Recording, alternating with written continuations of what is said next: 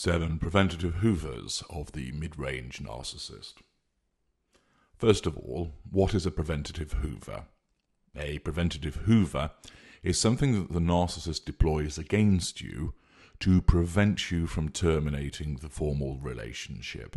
So, for instance, if you are friends with the narcissist and either the narcissist instinctively senses through your behavior and words used that you are on the cusp of terminating the friendship, or, more usually, you expressly state your desire to end the friendship, then you will receive a preventative Hoover from the narcissist.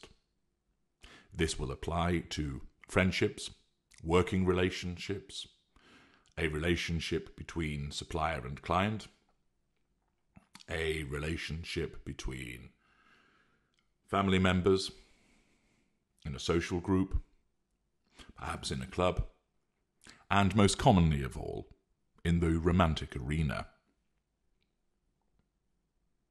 where you state an intention to end the relationship with the narcissist, using such expressed language as, "I don't want to see you anymore," "This isn't working out," "I think we need to call it a day," "I don't want to be in a relationship with you anymore," "I don't love you anymore," and words to a similar effect.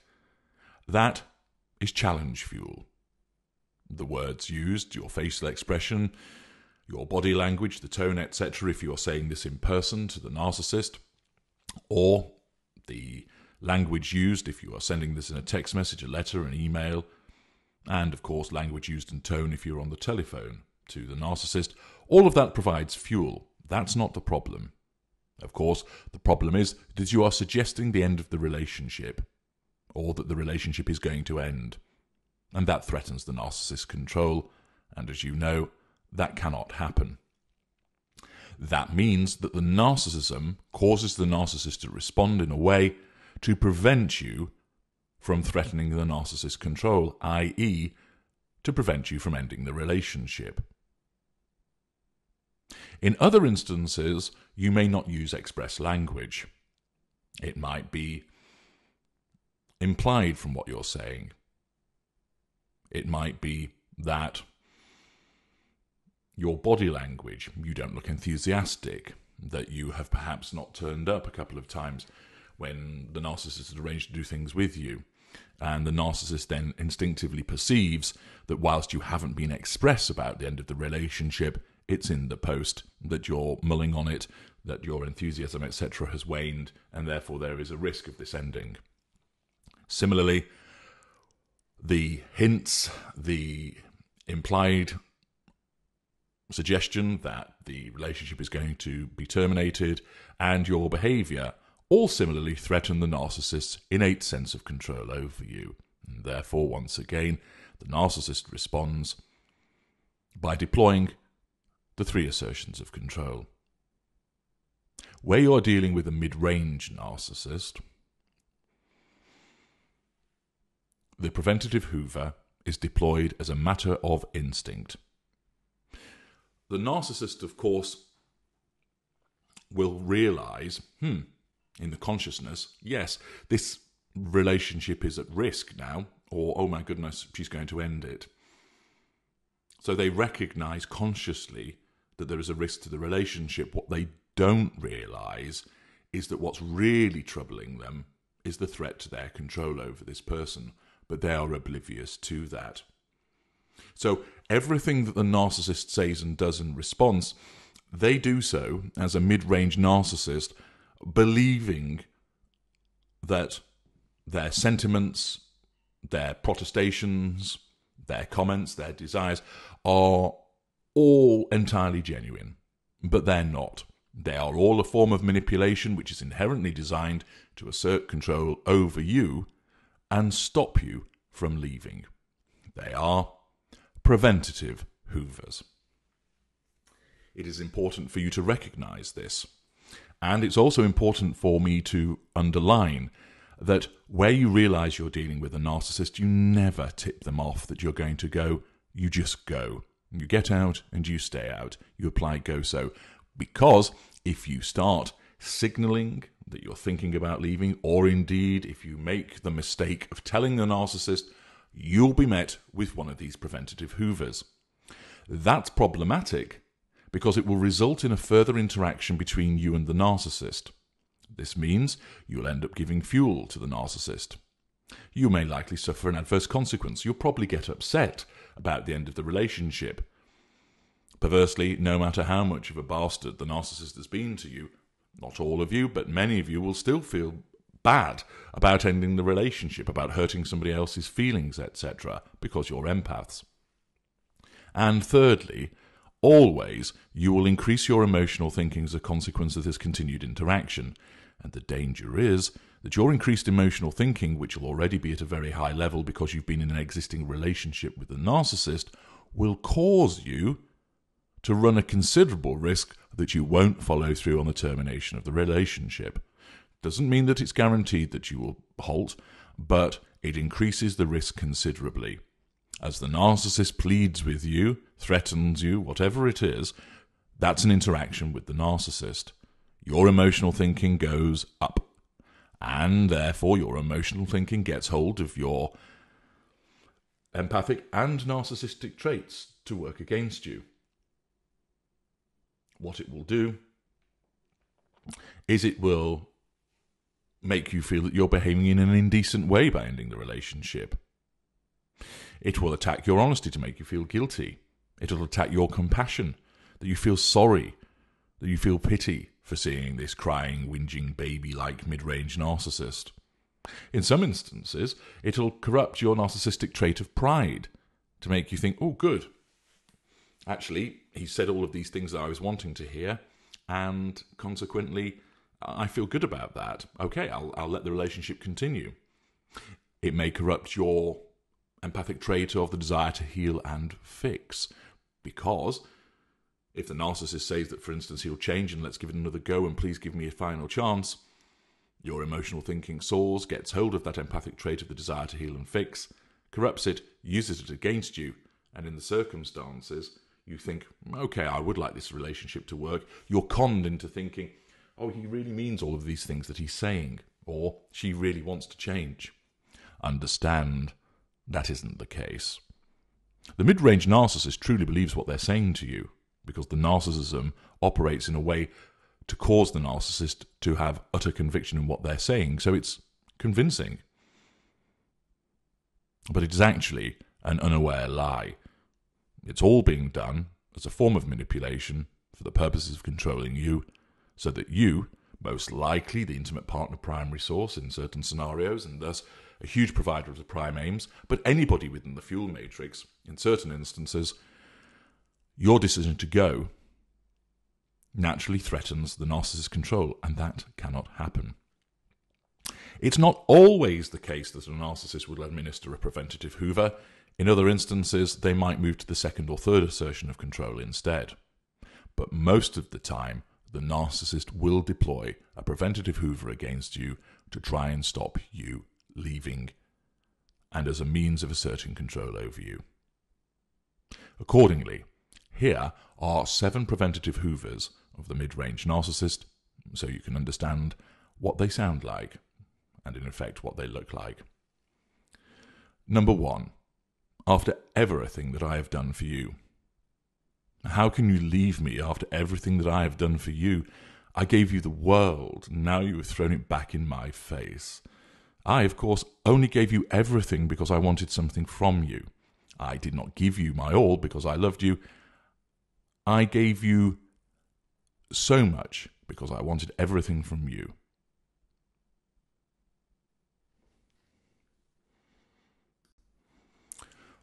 The way that they are described is to give you the actual wording that is used, and then I give you a brief narrative as to explain what's really going on. So the comment is what the narcissist makes, that's the preventative Hoover, and then I provide you with an explanation thereafter, which is as if the narcissism was speaking. So this is masks what's really going on in the unconscious. 7 preventative Hoovers of the mid-range narcissist. Number 1. After everything that I have done for you.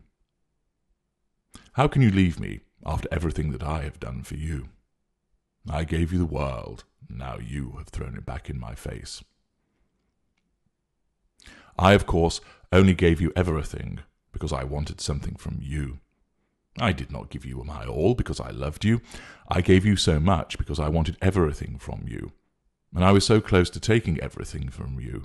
Now that you are trying to escape me, you are suggesting that I have failed, and that I am not brilliant nor magnificent, and I cannot stand for that to be the case because it affects my control of you. I now want to blackmail you into staying. All that I gave you were not actually gifts, they were bribes, and now it is time for you to earn them, so you had better damn well stay. Number 2, but we belong together. We do belong together because I own you. I bought you with my false affection and dishonest love. I attached you to me and bound you in chains that are long and thick, and you dare try to cast off those shackles. I do not know where you end and I begin. You thought that was romantic the first time that I told it to you, but I was actually telling you a rare truth. You and I are one, because you are subsumed into what I am. I consume you. I envelop you, and I control you. You cannot walk away from me now, because we are too enmeshed, too attached, and too conjoined. You are tearing me in half. There is no you. You gave that up when you allowed yourself to be drawn towards me and bound so tight to me that you became part of me. What has been joined together can now not be undone. Number 3, I will die without you. You cannot leave me, because if you do, you shall surely tear my poor heart from out of me. That is suitably dramatic and designed to pull on your heartstrings, even though I am telling you that this is how brutal and heartless you are in trying to end our relationship. I cannot allow this to happen, because I have not finished my seduction of your replacement, and if you go now, you will take away my precious fuel, character traits, and residual benefits before my new appliance has come online. This will then leave me panicked, chaotic, and driven into a frenzy in order to gather fuel from other sources. If I am able to do so, of course. If I cannot, I will no longer exist, and it is all because of your selfish, wicked behaviour. How can you cut me down like this? How can you slay me in such a callous fashion? You are a heartless harpy, a seditious slattern, and callous crone. Number 4, I cannot help what I do. You cannot leave me just because of what I have done and what I have not done. How is that fair? I thought you were a fair person, open-minded and caring. Are you not? I doubt it now, as you are intent from getting away from me, and all because of the way that I have apparently treated you. Look, I'm sorry, really I am, but I cannot help it. You make me think that way with the things that you do. No, I'm not trying to push the blame onto you. I'm explaining it to you, because if you would at least listen to me, well then how can I explain that it is just something that happens when you are walking away from me? I never intended for it to happen, you know. It just happens, and you should be the one apologising to me, because you make me lose my temper with your control and the games that you play. You're doing it now, you bitch. I hate you. Do you hear me? I hate you. It is your fault, not mine. I can't help it. Number 5. Why do you want to spoil everything? I really do not understand you at times. I mean, what do you have to complain about? We live in a beautiful house, you have an expensive car, a platinum Amex, and I let you do whatever you want. But still, it's never enough, is it? Yes, I know sometimes I have to lay down the law, but if I didn't, you would spend us out of existence. Do you know how hard I have had to work to build all of this up? It doesn't just spring up overnight, and I did it for us. You have used me. I welcome you into my life, and this is how you repay me by spoiling our idyllic life. You would be nothing without me. Do you know that? You have a fantastic life, all provided by me. There are hundreds of other women who would give their right arm to be with someone like me, and you are going to throw it all away and leave. I knew there was something not right with you. You need help. You are insane. Ask anybody, and they will agree with me. Number 6. Who will help me now? You cannot leave me. Who else is going to help me? I have kept you here under a figurative lock and key, a virtual prisoner in your own home, because not only do I need you to fuel me, and I need to control you, but I need you to mother me. That was the unwritten agreement when we got together. I would feed you false love and fraudulent gratitude, and in return you would cook for me, clean this house, wash my clothes, cut my toenails, and wash my hair. You would wait on me, hand and foot, and be at my beck and call. I cannot do all of these things on my own, and I haven't got the energy to find someone else at such short notice with you leaving. You are such an awful person to leave me like this, especially when I am ill. Who on earth does that to somebody? You should think of others, not yourself, you selfish cow. Number 7. Don't go. I will change. I promise. You really are going to go, aren't you? Good Lord, I didn't see that coming. I thought you were good for another 6 months of abuse and mistreatment before you somehow plucked up the courage to try and escape me. I don't like to admit it, but it looks like you've caught me out, and now I'm very concerned. I can feel the control slipping away from me, and I have to get it back. I have to stop you. A crack around the face has worked in the past, but something in your eyes tells me that even if I give you a good hiding, it won't stop you going, even if you have to crawl out of that front door. I know. I will throw myself on your mercy. You will like that. You've always been trying to save me. Well, here's your chance.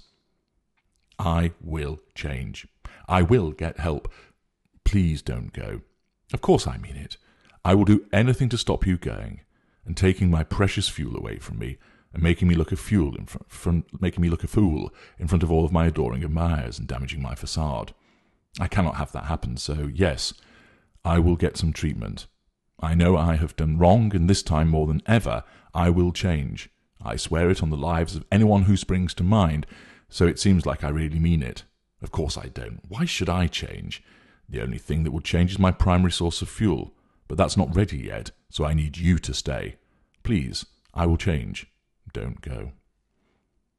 So there are 7 examples of preventative Hoovers. Remember, the first sentence was how it was manifest, and thereafter the explanation was not how the narcissist is consciously thinking, but how the narcissism is operating if it had a voice. This is what's actually going on in the unconscious. It's important that you don't confuse those points so that you don't think that in effect the narcissist is saying one thing and is actively thinking another. He or she is not. There is what is said and then what is actually going on so that you can understand that's how the narcissism is thinking about you in the unconscious. I'm H.G. Tudor. Thank you for listening.